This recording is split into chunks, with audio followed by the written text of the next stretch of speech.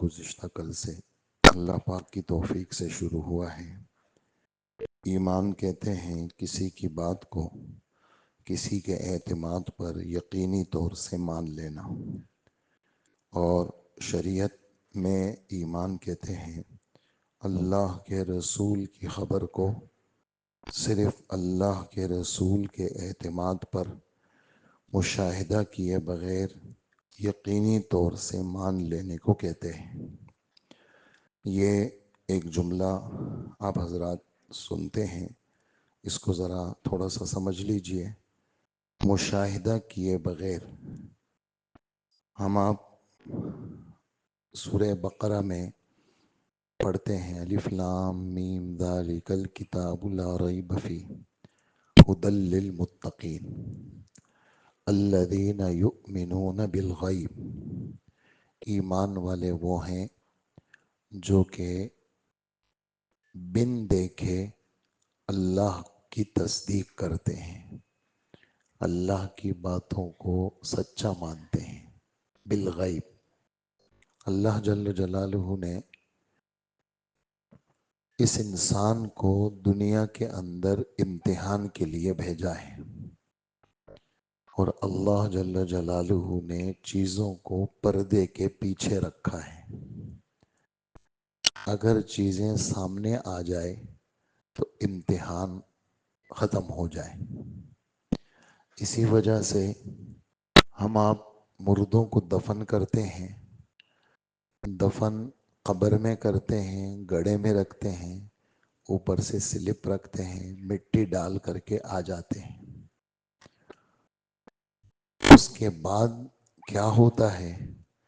اللہ کے رسول نے غیب کی خبریں دی ہیں کہ اس کے بعد یہ ہوتا ہے کہ دو فرشتے آتے ہیں، اس مردے کے اندر جان ڈالی جاتی ہے، اس کو بٹھایا جاتا ہے، اس سے پوری زندگی کا سوال ہوتا ہے، رب کے بارے میں، پیغمبر کے بارے میں، مذہب کے بارے میں۔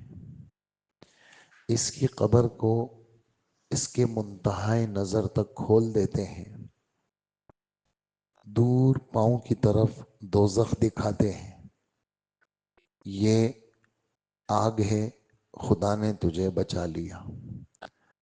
دائیں بائیں جنت کی کھڑکیاں کھل جاتی ہیں، جو عمل اس نے کیا ہے، نماز، ایمان، عمل، روزہ، زکوٰۃ، وہ دائیں بائیں ایک خوبصورت شکل میں آ جاتے ہیں۔ قرآن پاک حسین ترین شخصیت کی شکل میں اس کے پاس ہوتا ہے۔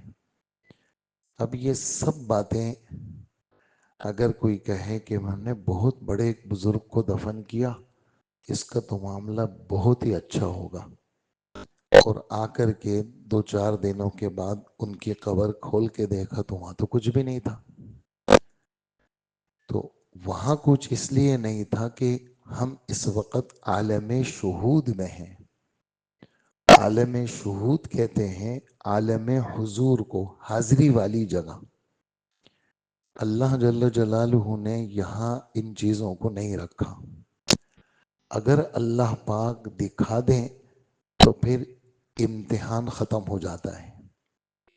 ہمارا آپ کا جو امتحان ہے، اللہ نے چیزوں کو غیب میں رکھا ہے۔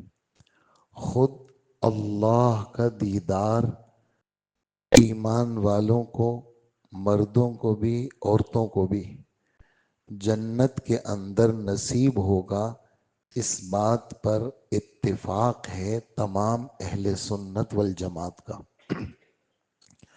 لیکن اللہ نے اپنے آپ کو پردہ غیب میں رکھا ہے۔ اللہ موجود ہے، ایک ہے، ذات و صفات کے میں بھی ایک ہے، نہ اللہ کی ابتدا ہے اور نہ اللہ کی انتہا ہے۔ بات آگے آئے گی، مجھے صرف اس وقت جو بات کرنی ہے آپ کی خدمت میں، وہ یؤمنون بالغیب پہ کرنی ہے، بن دیکھے، مشاہدہ کیے بغیر اس بات کو سچا ماننا، لیکن اندھا دھن نہیں ماننا۔ دلائل کے ساتھ ماننا، علامت کے ساتھ ماننا. یہ بات توجہ سے سننے کی ہے.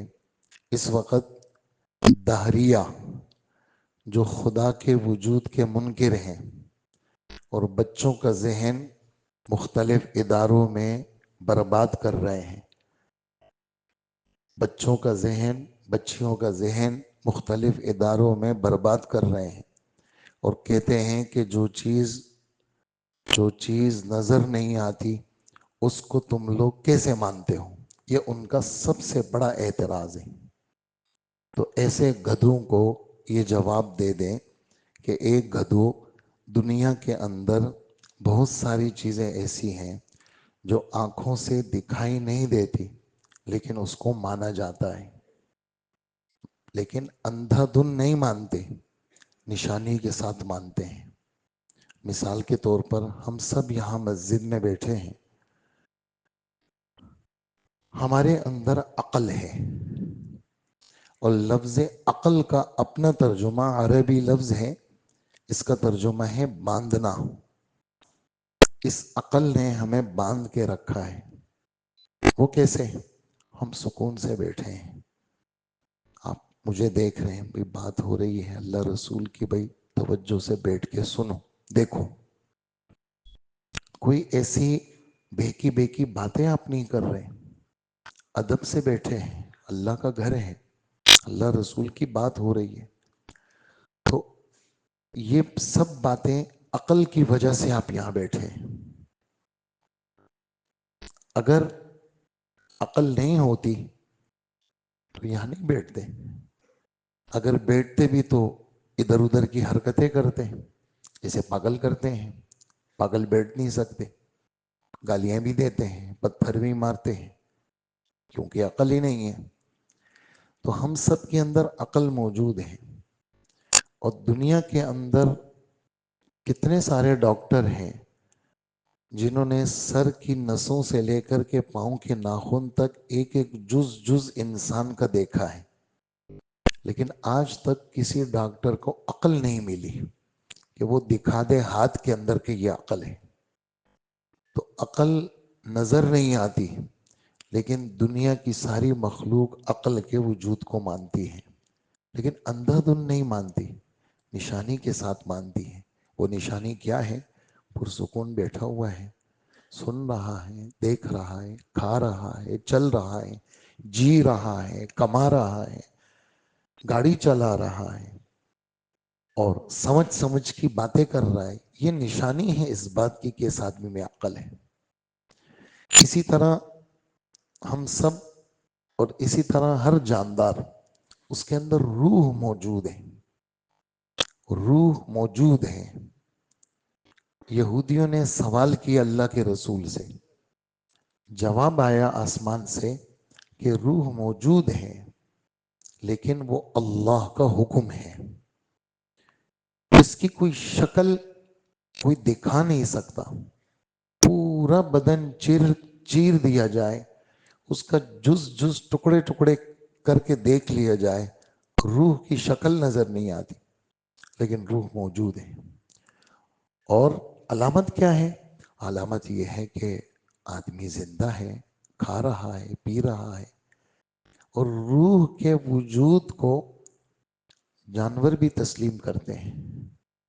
سوئے ہوئے انسان کے پاس گدھ آ کر کے اس کے بدن کو نوچ کے نہیں کھاتا، لیکن مرے ہوئے انسان کے پاس گدھ آ کر کے اس کو نوچ لیتا ہے.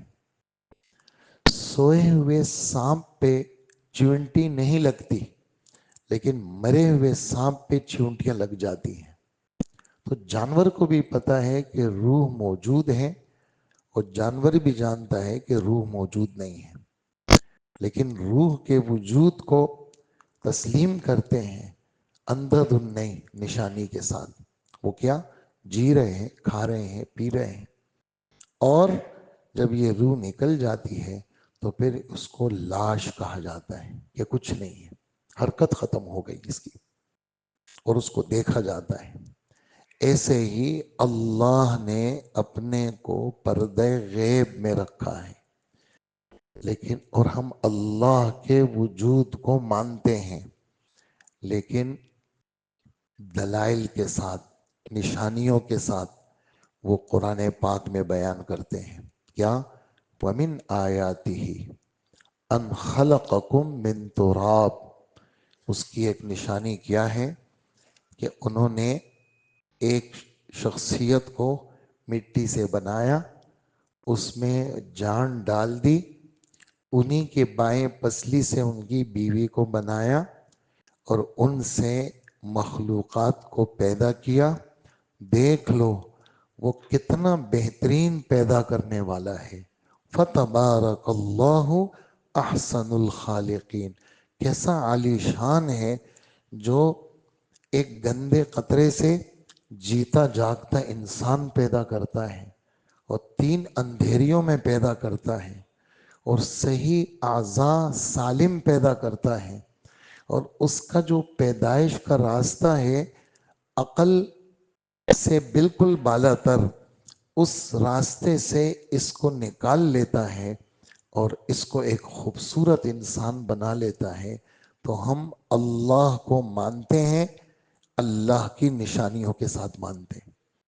ہم ایک ویرانے میں جاتے ہیں، ایک بہترین قسم کا بنگلہ نظر آتا ہے، تو ہمارے سب کے دل دماغ میں یار یہ بنگلہ تو بڑا اچھا ہے، بنانے والے کا کمال ہے، اس نے اس ویرانے کے اندر کتنا خوبصورت بنگلہ بنایا ہے۔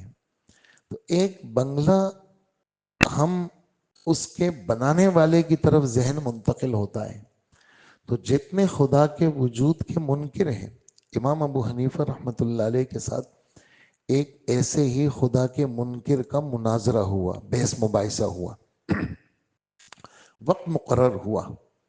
امام صاحب نے فرمایا کہ اس وقت میں آ کے آپ سے بات کریں گے۔ مخلوق جمع ہو گئی، اس کے ماننے والے بھی اور مسلمان بھی جمع ہو گئے۔ امام ابو حنیفہ رحمۃ اللہ علیہ دیر سے گئے، جیسی تاخیر ہو گئی تو اس نے چیخنا شروع کیا اور کہنے لگا، دیکھا تم کہتے ہو کہ تمہارے بہت بڑے عالم ہیں، دیکھو تو ابھی تک آئے نہیں۔ امام صاحب جان بوجھ کے دیر سے گئے، جب پہنچے تو اس شخص نے کہا، کیوں دیر ہوئی؟ امام صاحب نے کہا کہ میرے اور آپ تک پہنچنے میں ایک سمندر دریا حائل تھا، میں جب پہنچا تو کچھ بھی نہیں تھا، میں آپ تک پہنچوں کیسے؟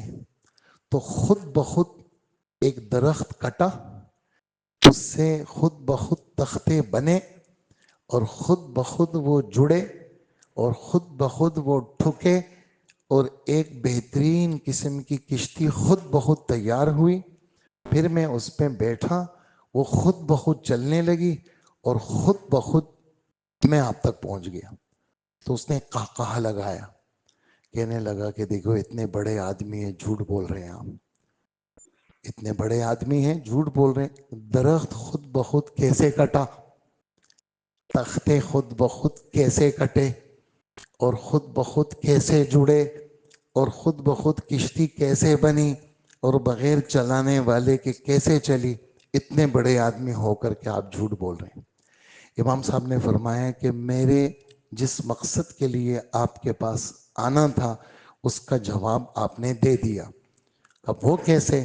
اب وہ اس طرح کہ اتنا بڑا آسمان خود بخود کیسے بنا اور اتنی بڑی زمین خود بخود کیسے بنی، اتنا بڑا سورج خود بخود کیسے بنا، اتنا بڑا سمندر خود بخود کیسے بنا۔ لازمی بات ہے ان سارے آسمانوں کو کس نے بنایا اور ان ساری زمینوں کو کس نے بنایا اور سارے سمندروں کو کس نے بنایا اور ساری مخلوق کو کس نے بنایا؟ اللہ نے بنایا۔ اس لیے ہم اللہ کو مانتے ہیں کہ اتنی بڑی کارروائی کی ہے تو یہ خود بخود نہیں ہوئی، پیچھے کوئی نہ کوئی موجود ہے جو اس کا بنانے والا ہے، اسی کو ہم اللہ کہتے ہیں۔ اسی کو ہم کیا کہتے ہیں؟ اللہ کہتے ہیں۔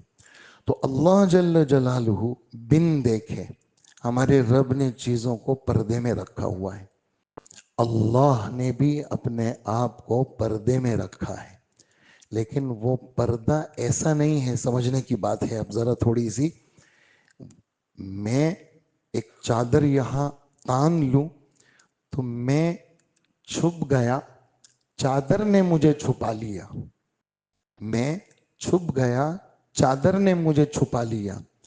تو کوئی ایسی چیز نہیں ہے جو اللہ کو چھپائے، ورنہ تو پھر کیا ہوگا؟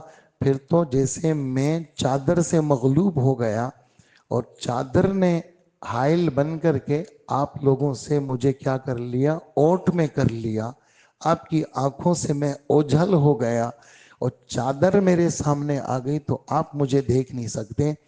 اللہ کو جس چیز نے چھپایا ہے وہ ایسی کوئی چیز نہیں ہے کہ جو اللہ جل جلالہ پہ حاوی ہو گئی، ایسا نہیں ہے، بلکہ اللہ کی ذات اتنی نورانی ہے، اتنی نورانی ہے، اتنی نورانی ہے، ہماری ان آنکھوں کے اندر وہ صلاحیت ہی نہیں ہے کہ اس روشنی کو دیکھ سکے۔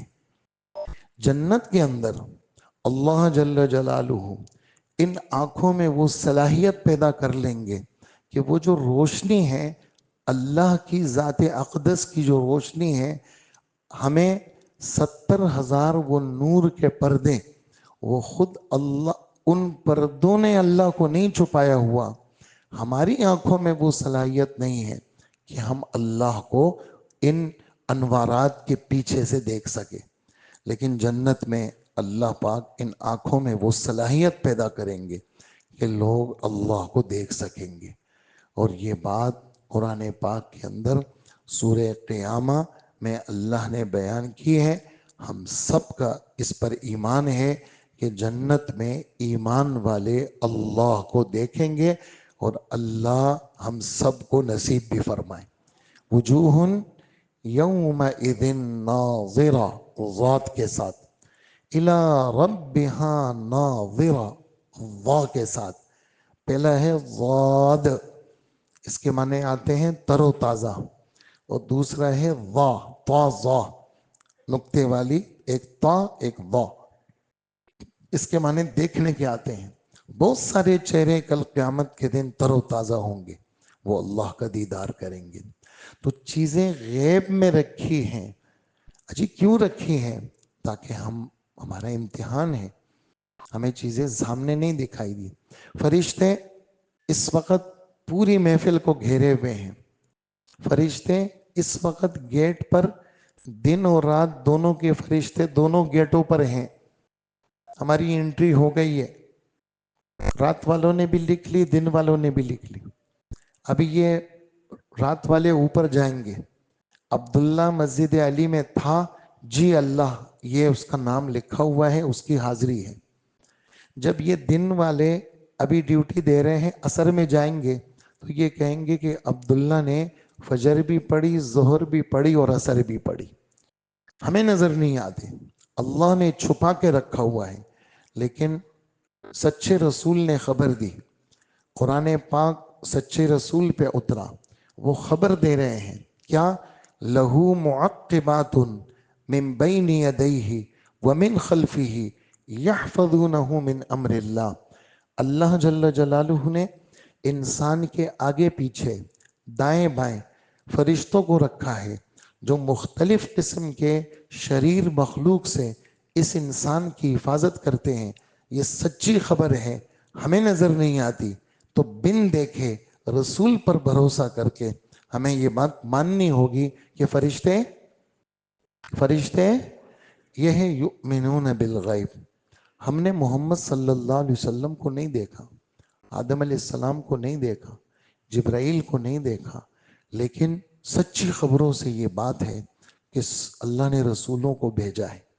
حضور بتا رہے ہیں اللہ کے رسول حضرت موسیٰ علیہ السلام کا زمانہ نہیں پایا، لیکن موسیٰ علیہ السلام کو کشف میں دیکھ رہے ہیں۔ کشف کے معنی آتے ہیں کھول دینا، اللہ پاک پردے ہٹا دیتے ہیں، اور موسیٰ علیہ السلام کو دیکھ رہے ہیں کہ میں نے موسیٰ علیہ السلام کو دیکھا جیسے فلانا قبیلہ ہے، اس کے لوگ لمبے لمبے ہیں اور ہلکا سا ان کا بدن ہے، موٹا بدن نہیں ہے، لمبا قد ہے، کمزور کمزور ہیں۔